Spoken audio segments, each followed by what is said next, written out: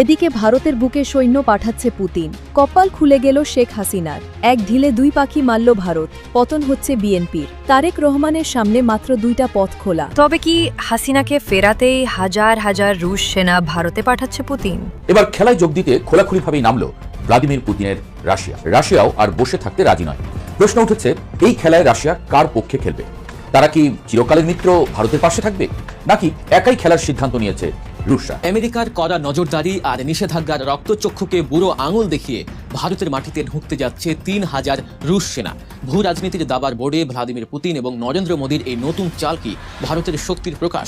দুই পরাশক্তির এই ভয়ঙ্কর সামরিক খেলার কারণে প্রতিবেশী রাষ্ট্র হিসেবে বাংলাদেশ কি এক অঘোষিত সাঁড়াশি আক্রমণের মুখে পড়তে যাচ্ছে? বাংলাদেশের বর্তমান যে পরিস্থিতি, এই পরিস্থিতিতে কি তারেক জিয়া বেশি দিন ক্ষমতায় থাকতে পারবে, নাকি তিনি ক্ষমতা হস্তান্তর করে দেশ ছাড়বেন? তাহলে পরবর্তীতে কে ক্ষমতায় আসতে পারে? এখন তাহলে তারেক জিয়া কি করবে?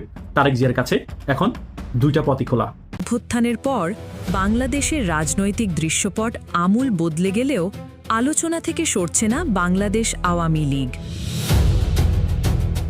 ক্ষমতার মঞ্চ থেকে পতনের পর দলটির রাজনৈতিক কার্যক্রমে বর্তমানে সরকারি নিষেধাজ্ঞা থাকলেও পর্দার অন্তরালে এবং তৃণমূল পর্যায়ে দলটিকে পুনরায় সক্রিয় করার এক অভিনব প্রচেষ্টা লক্ষ্য করা যাচ্ছে। সুপ্রিয় দর্শক, বাংলাদেশে তারেক রহমান কিভাবে বাংলাদেশে এসে রাজনীতিতে জড়ালোর অনেক বড় একটি ইতিহাস রয়েছে, সেটি জানতে চলেছেন আপনারা আজকের এই ভিডিওর মাধ্যমে।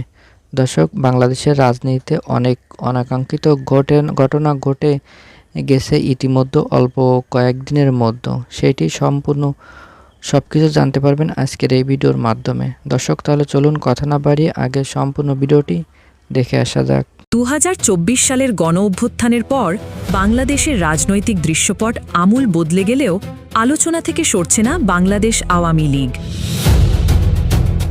ক্ষমতার মঞ্চ থেকে পতনের পর দলটির রাজনৈতিক কার্যক্রমে বর্তমানে সরকারি নিষেধাজ্ঞা থাকলেও পর্দার অন্তরালে এবং তৃণমূল পর্যায়ে দলটিকে পুনরায় সক্রিয় করার এক অভিনব প্রচেষ্টা লক্ষ্য করা যাচ্ছে।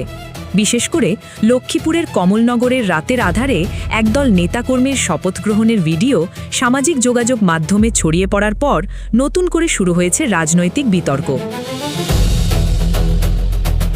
সম্প্রতি লক্ষ্মীপুরের কমলনগরে একদল আওয়ামী লীগ কর্মীকে মোবাইলের টর্চ জ্বালিয়ে শপথ নিতে দেখা যায়।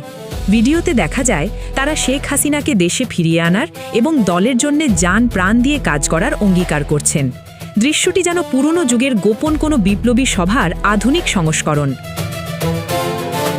স্লোগানের পাশাপাশি তাদের কণ্ঠে উঠে এসেছে বর্তমান সময়ে তেল, গ্যাস ও বিদ্যুতের দাম বৃদ্ধির মতো জনগুরুত্বপূর্ণ দাবিও। এ বিষয়ে কমলনগর থানার ভারপ্রাপ্ত কর্মকর্তা ওসি জানিয়েছেন, ভিডিওটি প্রশাসনের নজরে এসেছে এবং আইনগত ব্যবস্থা গ্রহণের জন্য যাচাই বাছাই চলছে। কেবল মাঠের রাজনীতি নয়, আওয়ামী লীগের রাজনীতি পুনরুদ্ধারে সরব হয়েছেন আইনি পেশার একাংশ। কক্সবাজারের একদল আইনজীবী জাতিসংঘের মানবাধিকার হাই কমিশনারের কাছে চিঠি পাঠিয়ে আওয়ামী লীগের ওপর থেকে নিষেধাজ্ঞা প্রত্যাহারের দাবি জানিয়েছেন।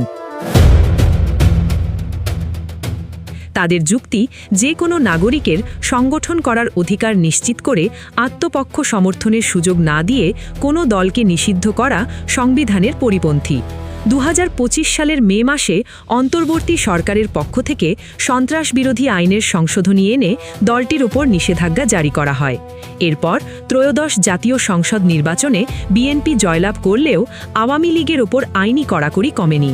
তবে দলের নেতা আ.ফ.ম. বাহাউদ্দিন নাসিম সহ তৃণমূলের নেতাদের দাবি, নিষেধাজ্ঞা থাকলেও তাদের কার্যক্রম থামবে না। জাহাঙ্গীরনগর বিশ্ববিদ্যালয়ের অধ্যাপক কে মহিউদ্দিনের মতে, একটি পুরনো রাজনৈতিক দল হিসেবে আওয়ামী লীগের ফিরে আসার চেষ্টা স্বাভাবিক, তবে এই যাত্রায় অনিশ্চয়তা অনেক বেশি। বিশ্লেষকরা বলছেন, বিরোধী পক্ষ, নাগরিক সমাজ এবং আন্তর্জাতিক চাপের মুখে সরকারের জন্য এই পরিস্থিতি সামাল দেওয়া একটি বড় চ্যালেঞ্জ। আওয়ামী লীগের এই তৎপরতা কি কেবলই অস্তিত্ব টিকিয়ে রাখার লড়াই, নাকি বড় কোনো প্রত্যাবর্তনের ইঙ্গিত? ঢাকার অলিগলি থেকে শুরু করে মফস্বলের নির্জন প্রান্তর, সবখানেই এখন এই প্রশ্ন। আপাতত লক্ষ্মীপুরের সেই টর্চলাইটের আলোয় নেওয়া শপথ কেবল রাতের অন্ধকারেই সীমাবদ্ধ থাকবে, নাকি তা দিনের আলোয় কোনো নতুন রাজনৈতিক সমীকরণ তৈরি করবে, তা সময়ই বলে দেবে। আরও জানতে চোখ রাখুন ডেইলি নিউজ 36-এ।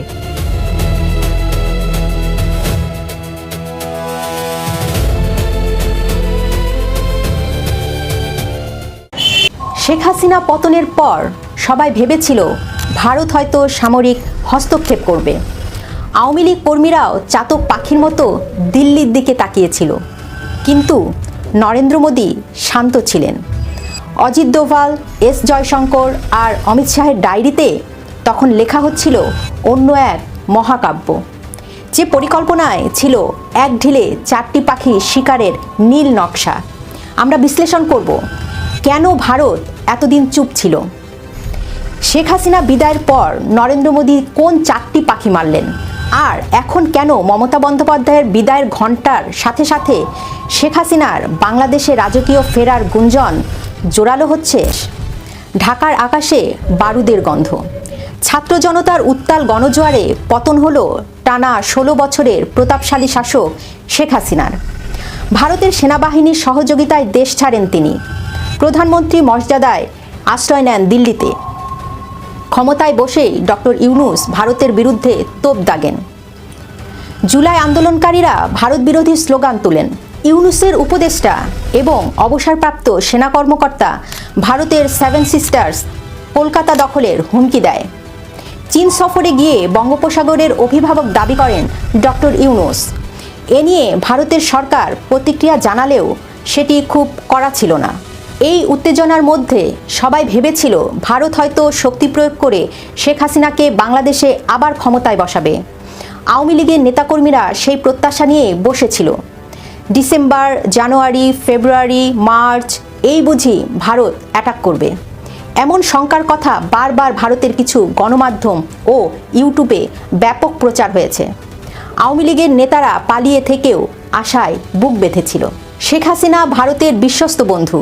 ভারতের প্রধানমন্ত্রী নরেন্দ্র মোদীর সঙ্গে আওয়ামী লীগের সখ্যতাও বেশি। সেই তুলনায় শেখ হাসিনার জন্য খুব বেশি বড় পদক্ষেপ নেয়নি ভারত, তবে একেবারে বসেও থাকেনি। অজিত দোভাল, এস জয়শঙ্কর, অমিত শাহ নরেন্দ্র মোদীর গভীর পরিকল্পনা করেছেন। শুধু শেখ হাসিনাকে ফেরানো নয়, তার আগে এক ঢিলে 4টি পাখি মারতে চেয়েছেন তারা। ইউনূস সরকারের আমলে যখন 7 সিস্টার্স নিয়ে হুমকি দেওয়া হয়েছিল, তখন দিল্লি মাথা গরম করেনি। দিল্লির প্রথম লক্ষ্য ছিল আমেরিকার ছত্রছায়ায় বসা ডক্টর ইউনূস সরকারকে কোনো রক্তপাত ছাড়াই সরিয়ে দেওয়া। বিশ্লেষকদের দাবি, ভারত পর্দার আড়ালে যোগাযোগ বাড়ায় বিএনপির হাইকমান্ডের সাথে। তারেক রহমানের সাথে একাধিক গোপন বৈঠকের ফসল আজ দৃশ্যমান। ইউনূসের অধ্যায়ের সমাপ্তি আর বিএনপির হাত ধরে স্থিতিশীলতা ফেরানো, এটিই ছিল মোদির প্রথম লক্ষ্য। ভারত প্রমাণ করতে চেয়েছিল শক্তি প্রয়োগ নয়, কৌশলই আসল। দ্বিতীয় পরিকল্পনা ছিল বাংলাদেশের শিকড় গেড়ে বসা ভারত বিরোধিতা দূর করা। দীর্ঘ 16 বছর প্রচারণা ছিল শেখ হাসিনা সবকিছু ভারতকে দিয়ে দিয়েছেন, কিন্তু ইউনূস সরকার বা পরবর্তী সময়ে তারেক রহমান সরকার এমন একটি চুক্তি দেখাতে পারেনি যা বাংলাদেশের স্বার্থের পরিপন্থী। উল্টো দেখা গেল চরম অর্থনৈতিক সংকটে ভারতের পেঁয়াজ, চাল আর তেল ছাড়া বাংলাদেশের মানুষের হাহাকার থামছে না। বয়কটের ডাক দেওয়া মানুষগুলোই এখন গ্রোগাসে গিলছে ভারতীয় পণ্য। দিল্লি না ঢাকা স্লোগান এখন জাদুঘরে। মোদি প্রমাণ করেছেন ভৌগোলিক কারণেই বাংলাদেশ ভারতের ওপর নির্ভরশীল। নরেন্দ্র মোদীর তৃতীয় লক্ষ্য ছিল বাংলাদেশে উগ্রবাদ নিয়ন্ত্রণ। শেখ হাসিনার পতনের পর প্রশাসনে যখন জামায়াতের জয় জয়কার, তখন ভারত উদ্বিগ্ন ছিল। ডক্টর ইউনূসের আমলে জেল ভেঙে জঙ্গিরা বের হয়ে আসায় এবং পাকিস্তানপন্থী উগ্রবাদীদের উত্থানে ভারতের 7 সিস্টার্স হুমকির মুখে পড়েছিল। কিন্তু দিল্লির মাস্টার স্ট্রোকে বিএনপি যখন নির্বাচনের মাঠে নামল, তখন জামায়াতের সেই দাপট ম্লান হয়ে গেল। আওয়ামী লীগ ও সংখ্যালঘু ভোটারদের নীরব সমর্থনে বিএনপির জয় নিশ্চিত করে ভারত মূলত জামায়াতের একক ক্ষমতার স্বপ্ন ভেঙে দিল। তারেক রহমান